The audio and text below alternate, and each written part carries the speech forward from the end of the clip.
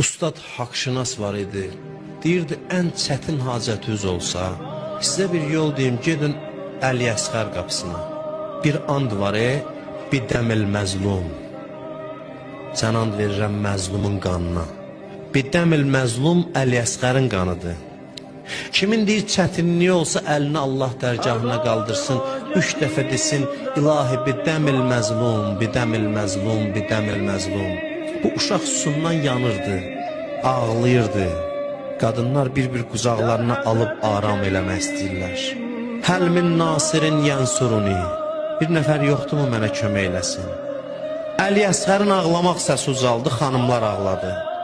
İmam Hüseyin qayıtdı xeymiyə, bacı demişəm ucadan ağlamayın. Dedi, qardaş, elə ki dedim bir nəfər yoxdur mənə kömək eləsin.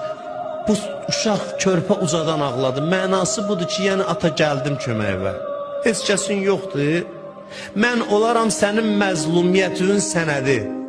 Elə ki imam əlini qaldırdı, dedi ki bu uşağın günahı nədir? Oxu atdı, sancıldı boğazına. Bir ox ki əvvəlfəzi atdan yerə sala, 6 aylıq uşağa neyniyər?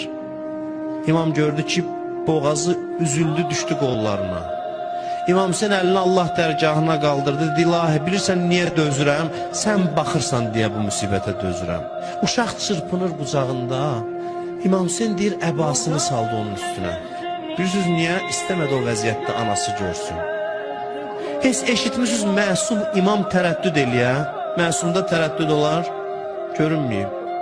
İmam Hüseyin bircə yer idi ki tərəddüd elədi. Bir addım gedir meydana, qabağa. Bir addım gəlir dala. Gedir xeymələrə, deyir, ilahi necə göstərim anasına? Qayıdır düşmənə tərəf. Axı düşmən də namərddir. Qalıb meydanda. Bir də deyirlər, hələ canı çıxmamışdı, uşaq çabalayırdı, gözləyirdi canı çıxsın aparsın. Ana necə görsün gözünün qabağında balası çabalayır.